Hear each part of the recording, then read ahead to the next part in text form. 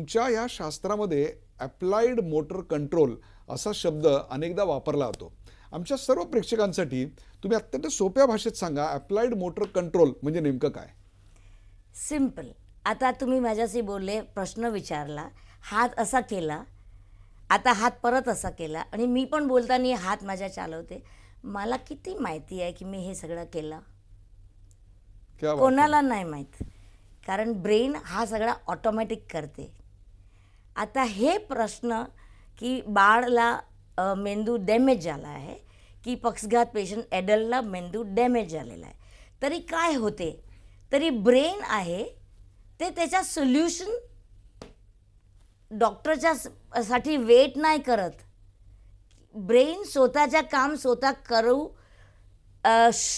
सुरुवात करून देते.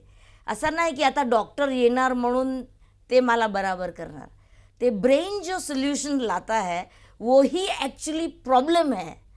लेकिन हमको ये सिखाया गया है कि जो आप देखते हैं, जो सिम्टम्स है वो ब्रेन लीजन की वजह से है. अच्छा, म्हणजे तुम्ही त्याच्याही मुळाशी जाऊन संशोधन करायला सुरुवात केली. हां, की ते ब्रेन लीजन म्हणून ते सिम्टम नाही आहे. सिम्टम आम्ही काय बघते ते ब्रेनच्या सोल्युशन ब्रेन स्वतः कॉम्पेन्सेटरी मेकॅनिझममधून ऑटोमॅटिक करते आणि ते इम्प्लिसिट आहे, ते एक्सप्लिसिट नाही. तरी ईश्वर की दया से या सरस्वती की कृपा से हम हिंदू फैमिली में हमारा जन्म होता है, तो हमको पहली चीज़ यही सिखाई जाती कि everything happens because God has been kind to you. So I feel that Saraswati made me think this implicit that nobody can see.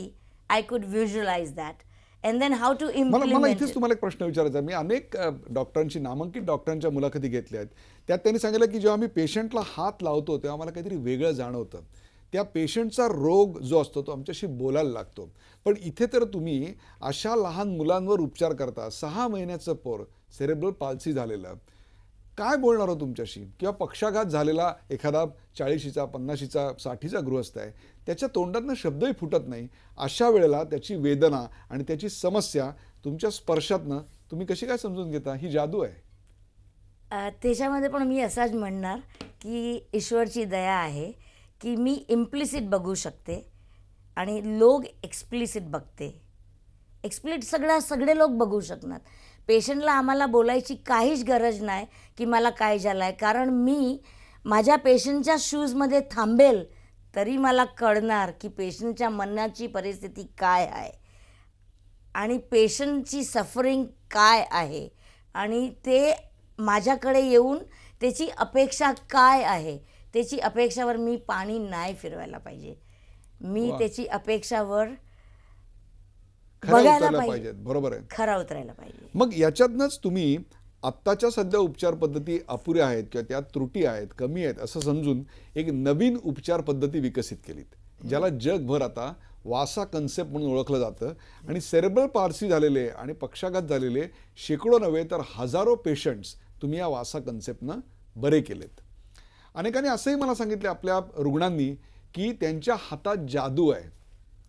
खरं तर हा त्यांच्यातल्या भावनेचा भाग असेल, मी समजू शकतो, परंतु आपण नेमकं काय करता की जे आत्तापर्यंत इतर फिजिओथेरपीमध्ये होत नव्हतं? असं तुम्ही काय करता तुमच्या क्लिनिकमध्ये की जिकडे आल्यानंतर तुमच्या रुग्णांना एका मंदिरात जाऊन देवीला पाहिल्याचा अनुभव येतो?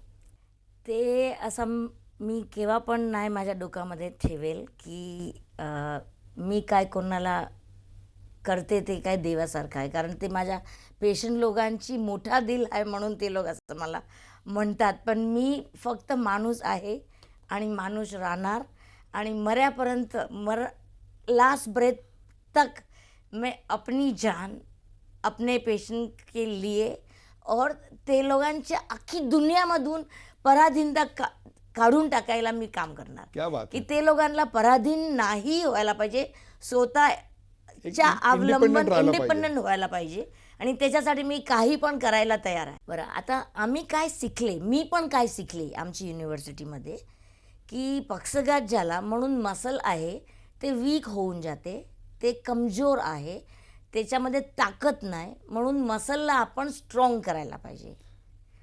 नंतर आम्हाला काय शिकवलं की सगळे पेशंटला मसल्स कडक होऊन जाते, स्टिफ होऊन जाते, स्पास्टिसिटी येते, लाळ मोठा होते थोडा, 6 महिना, 1 वर्ष, 2 वर्ष, 3 वर्ष. तरी आम्हाला शिकवला की तुम्हाला त्यांना पट्टा बांधायचा, पट्टी बांधायची आणि उभा करायच्या.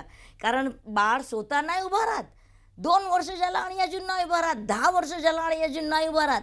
तरी आपण त्याला उभा करायचा. तर ते आमच्याकडे येणार तरी आम्ही ते लोकांना पट्टापट्टी बांधून उभा करते. पण हे मला समजला की बाळामध्ये हे नाही उभा राहायची ताकद नाही आहे, ते मसल वीक आहे.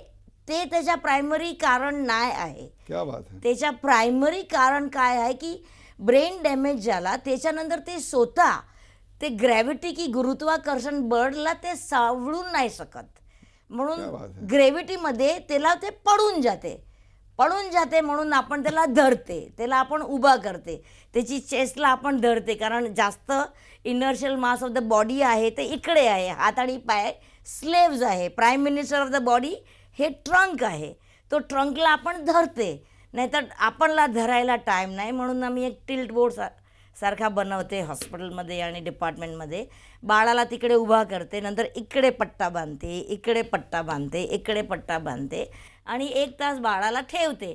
तरी आईच्या घरी हे सगळं नसते म्हणून ते रोज बाळाला 1 तास कुठून लांबून ते हॉस्पिटलमध्ये घेऊन येते. फक्त हे जाण्यावर खर्च आणि वेळ दोन्ही त्रास, मनस्ताप सगळं आणि त्यांच्या वाट्याला बाळ येतं. किती रडते. ते आतमध्ये हॉस्पिटलमध्ये दारामध्ये जाईल त्याच्या आधी ते रडायला सुरू करते की मला तिकडे नाही. कारण त्याला दरद होते. पण आम्ही लोक काय म्हणते, दरद होय तरी काय, आपल्याला हे करावं लागते. आणि मी असं म्हणते की माझे सगळे कलिग हे करते, त्यांची काही चुकी नाही. कारण आम्हाला हेच तसंच शिकवलं. तरी आम्ही तोच करणार. मी एक अशी होती की मी विचारलं की नाही, ह्याच्या सोल्युशन काय आहे, हे प्रॉब्लेम काय आहे. आपल्याला दिसते ते एक्सप्लिसिट आहे की मसल वीक आहे, ते आपल्याला ते बघू शकते. आणि आपल्याला सांगते की हा मसल वीक आहे, ते सपोर्ट नाही करू शकत. तो आमची ट्रीटमेंट पेलिएटिव्ह ट्रीटमेंट आहे की हां, तुम्हाला भूक लागली तो खायचा, प्यास लागली तो पाणी प्यायचा, डोकादुखी तरी डोकाची दवा घ्यायची, पोटदुखी तरी पोटाची दवा. तरी पेलिएटिव्ह ट्रीटमेंट आहे, सोल्युशन बेस्ड नाही. आणि काही पण आम्ही सिम्पटम बघते तो आम्हाला असं शिकवलं की ते मेंदू डॅमेज झाला ना म्हणून ते सिम्पटम आहे. पण हकीकत ते आहे की मेंदूच डॅमेज झाला, नंतर मेंदू ग्रॅव्हिटीला कोपअप नाही करू शकत म्हणून ब्रेन स्वतःच्या सोल्युशन काढते.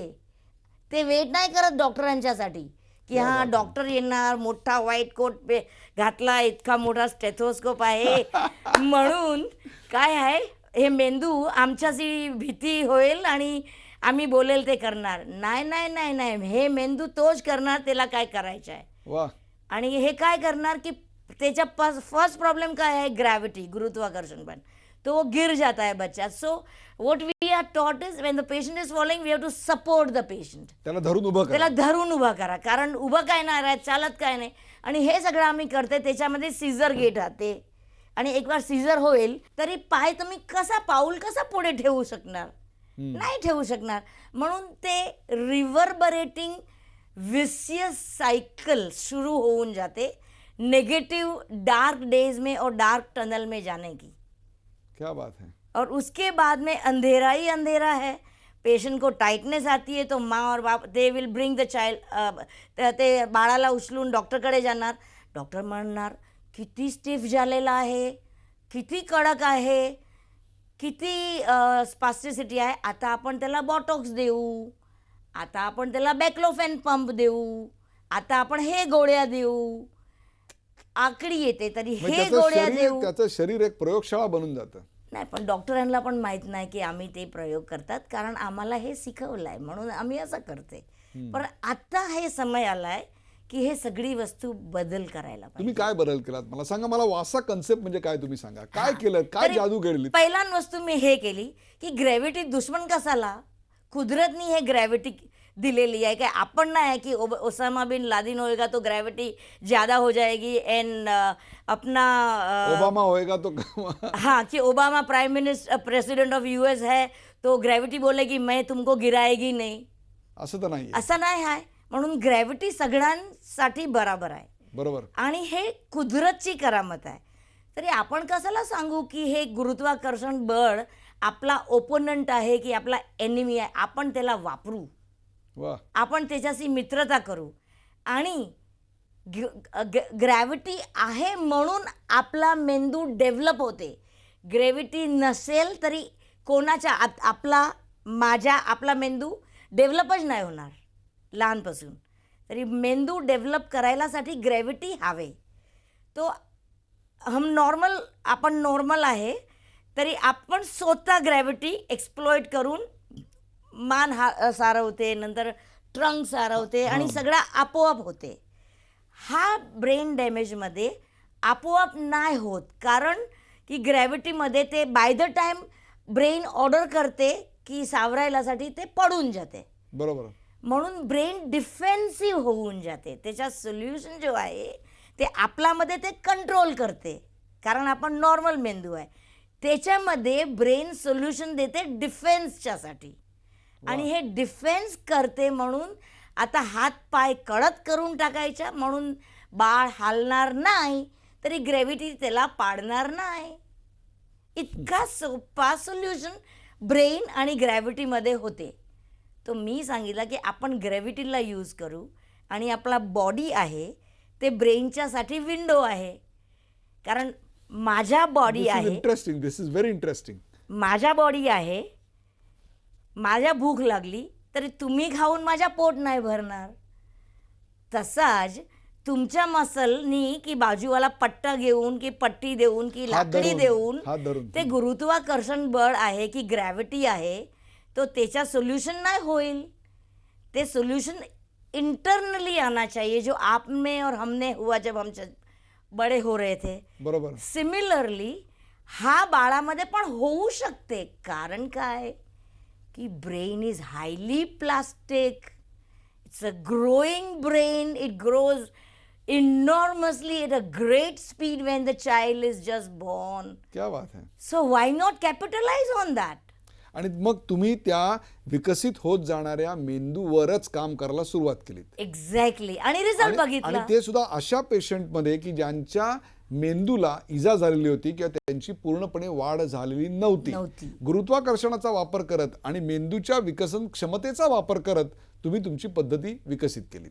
पेशंट लोक आतापर्यंत काय झालेलं आहे की डॉक्टर मी आला आता तुम्ही मला बरा करा, असं नाही होणार. असा केव्हा नाही होणार. पेशंटनी स्वतःहून प्रयत्न केले पाहिजे. पेशंटच्या मेंदू, पेशंटच्या बॉडी आणि पेशंटची ग्रॅव्हिटी दोस्ती करा त्यांच्याशी.